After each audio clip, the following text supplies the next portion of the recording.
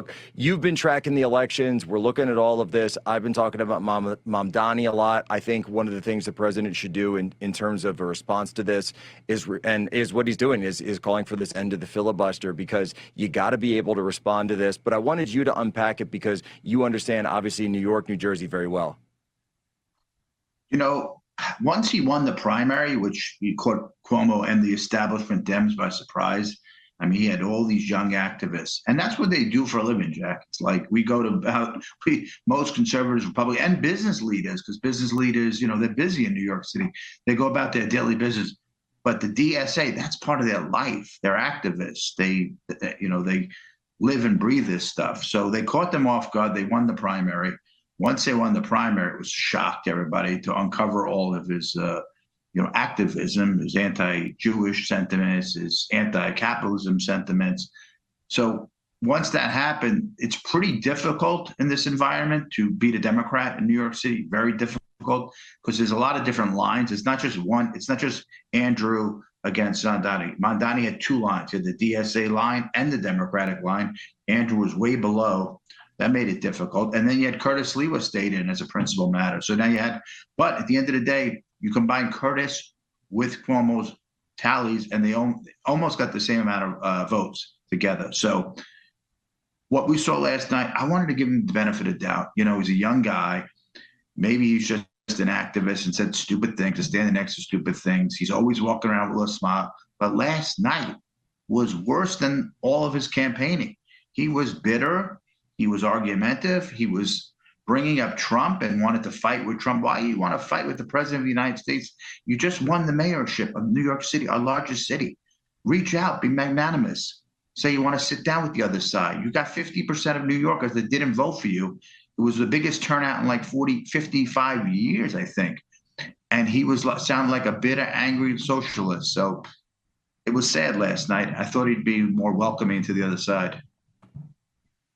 Well, look, you know, I've said this for a while, and I think that it's very clear that Mamdani, if you go back and look at his politics prior to this year, he has always been someone who's focused on grievance politics. He's got this anti-white sentiment. You mentioned anti-capitalist sentiment, anti-business, anti-affluence. He is very much someone who practices grievance politics and the politics of resentment while tying it, and this is the new form of Marxism, right, where they tie class warfare to ethnic conflicts, to gender conflicts, the rest of that. And that's exactly the type of person you saw on stage last night. And even Van Jones called it out. Even Van Jones said, wow, it really feels like the mask fell off. And I'm like, go look at the guy's Twitter account, because he's been bashing people all day long right up until 2025 when he wanted to run an election and act like all of a sudden he's like Mr. Squeaky Clean. He's never been like this before.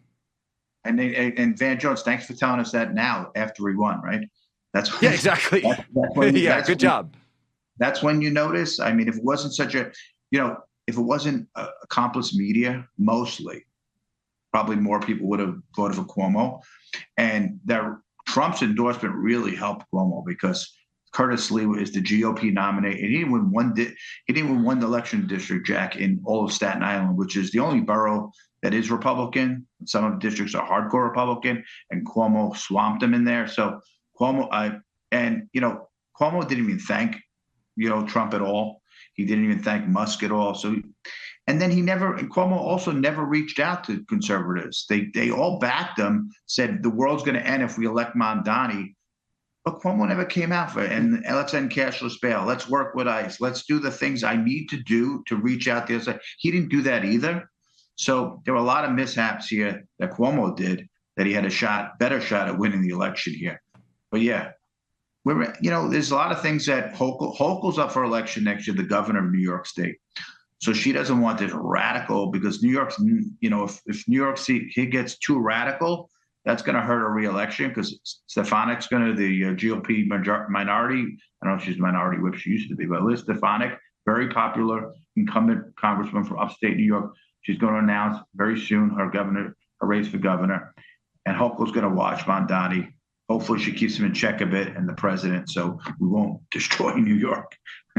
Well, here's the question then that I guess that I think that I'm looking at. are we going to see more of this kind of Democrat civil war between the older, you call them moderates, but the older liberals and the younger socialists? The older liberals, we consider people we can actually have a drink with at the end of the day, right? We can debate during the day, we can debate it, and then at the end of the day, we'll be friends at the bar. This newer generation, they're like invested. You can't even be friends with these people. They're so radical, right? They just want to, they're evil. The fact that they elected a guy that wanted to cause harm to, and the Democrats have come that far that they want to cause harm to someone, and they elected the attorney general in Virginia. That's how the minds of Democratic voters have been persuaded to even accept violence, right? That's the craziest part of a society. If you told us, Jack, 15 years ago, 20 years, someone said the statements that Jay Jones said, he would have been blown away, even in a Democratic primary. The fact that he can win in 2020 is a sad state of affairs in the Democratic primary in America. The fact that he pulled this off, the Democratic, and that was going to be the attorney general. An attorney general of Virginia with those kind of thoughts, so sad.